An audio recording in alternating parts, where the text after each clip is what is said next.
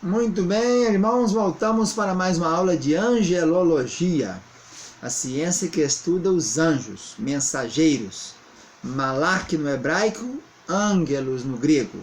Falamos na Faculdade Teológica Bereshit, nosso curso de angelologia dentro da teologia nível básico. Primeira matéria aí, aqui no nosso canal, a segunda matéria. Já falamos sobre Pentateuco, e agora estamos falando de angelologia, aulas pequenininhas, no máximo 10 minutos, para você ir gravando e aprendendo um pouco mais. Nós continuamos estudando o Centro de Cultura Bíblica Bereshit, que é o mantenedor dessa faculdade dos seminários, Bereshit e Tabernáculo.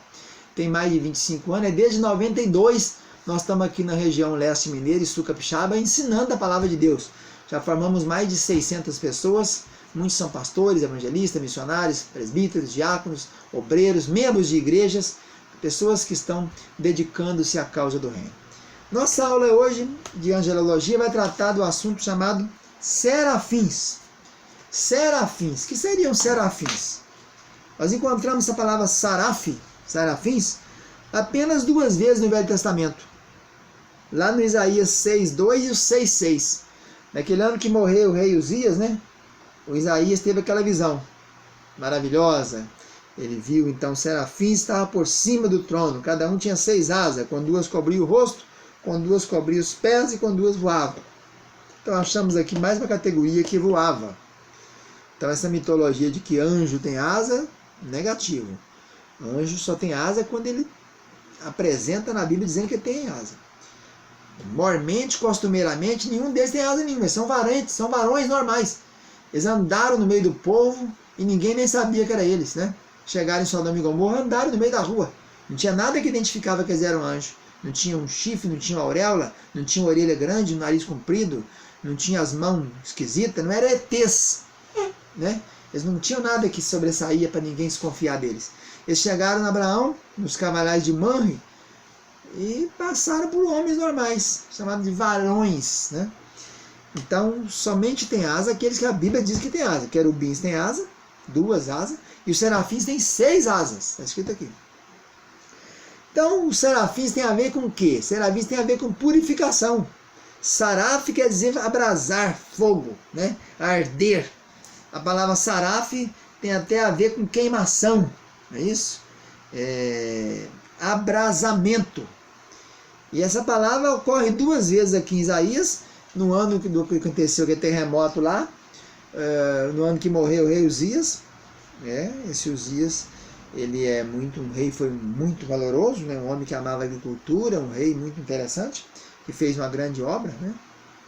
Depois o filho dele chamado Jotão, depois Acais, depois Ezequias e vai embora. Isaías então viu serafins.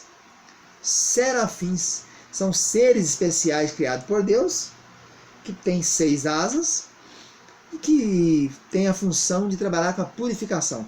Diz no capítulo 6, versículo 6, um dos serafins voou para mim, trazendo na mão a brasa viva que tirava do altar com a tenaz.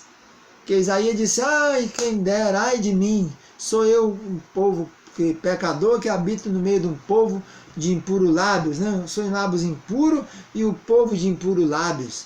Aí ele pegou com a tenaz um ferro assim, que pega uma brasa lá no altar e vem e queimou a boca de Isaías e falou, esse agora está pronto, agora você pode anunciar às nações a palavra de Deus.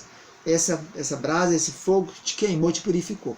Então os serafins nesse exército espiritual de Deus, que inclui tronos, soberanias, potestades, arcanjos, querubins, serafins, anjos e espíritos, nesse mundo espiritual, os serafins têm a ver com purificação. Ele foi um agente de Deus que pegou aquela brasa do altar e purificou Isaías, capacitando para fazer a obra dele. Então, os serafins são seres especiais, a palavra quer dizer arder, abrasar, e a raiz hebraica saraf ocorre outras vezes no Velho Testamento. Mas aqui 1 vez, 2, 3, 4, 5. Mais 5 vezes a gente encontra essa raiz saraf, né? Sharaf, que é a palavra que é shin, né? E nessas vezes todas, sempre tem a ver com abrasamento. Fala de serpente abrasadora. Abrasar. Voadora, volante. Então, aquelas aquelas serpentes abrasadoras que estavam no deserto, que Deus mandou quando o povo estava murmurando muito. Depois foi feita uma de metal, que depois acabou tornando idolatria, né? Só foi destruída no tempo do rei Ezequias. Então os serafins são seres especiais, uma categoria especial de seres, que trabalham para Jeová e estão ligados com purificação. Nós não temos notícia nesse mundo de hoje nosso de serafins atuando, mas o ministério deles não pode ter acabado, pode não ter acabado, né? Isaías teve essa visão desses serafins. Eu nunca tive visão de serafim, não sei se alguém teve, não fiquei sabendo de alguém que teve. Mas os serafins existem, continuam sua função ministeriais, né? Continuam trabalhando com purificação e estão à mercê de Deus, como os querubins também. Aproveitando a questão dos querubins, na aula passada nós falamos de querubins, nós esquecemos de falar sobre os seres viventes. Quem seriam os seres viventes? Vamos então completar essa aula dos serafins falando dos seres viventes. Aqui em Ezequiel ocorre 13 vezes a palavra seres viventes. Do Ezequiel capítulo 1, depois no Ezequiel capítulo 10. No 1 e no 10, fala que sobre os seres viventes zigue-zagueava a semelhança de relâmpagos. Os seres viventes, cada um havia uma roda na terra, ao lado de cada um deles.